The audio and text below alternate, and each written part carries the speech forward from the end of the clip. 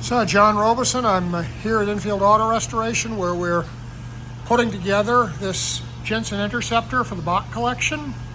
And Jeff is going to show us some of the details of the work that we're doing to take the lead off this body, preparatory to putting a modern filler in its place. We're removing the lead because we're finding on some other cars of this vintage the lead is separating from the steel. We're getting some rust and corrosion under it, and that's lifting the paint and breaking the paint.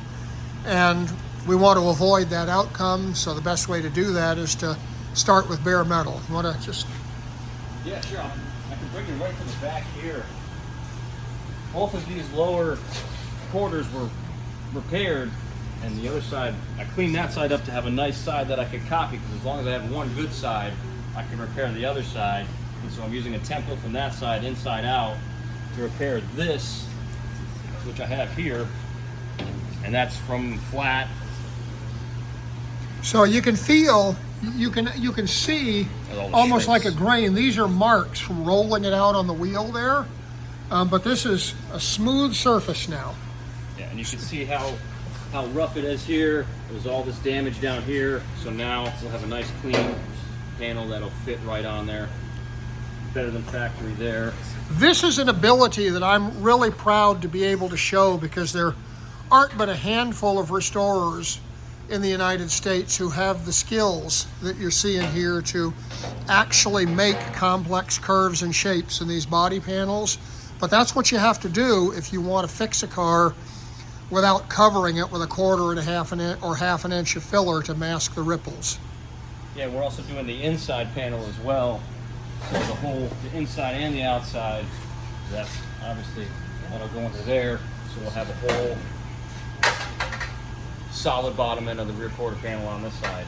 Yeah, and of course we've got the areas up here. Here's areas where we had leading on the car. And look here, this is a leaded seam, and here's a patch that was welded in at the factory for strengthening. And all of that will also be filled. Anything else to show in the front here on that? Inside, no, I think it's really, the lead was the biggest thing in uncovering these seams and making sure we can tighten this up, build that up to flush, and not have to rely on so much filler and actually have a solid steel surface and not have to build it out like they did with lead to make this. We'll just make this a solid steel, proper corner, proper front end. This was actually a very solid car when we started this. This car did not have heavy structural rust. We did have some issues to fix, and the only way to fix it properly is to completely strip it, but we're starting from a really good foundation on this car.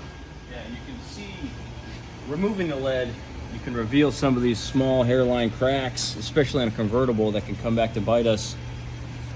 And now we have it covered and know. Now see, these cracks here, this is English bodywork, and I think this body came from the pressed steel company originally.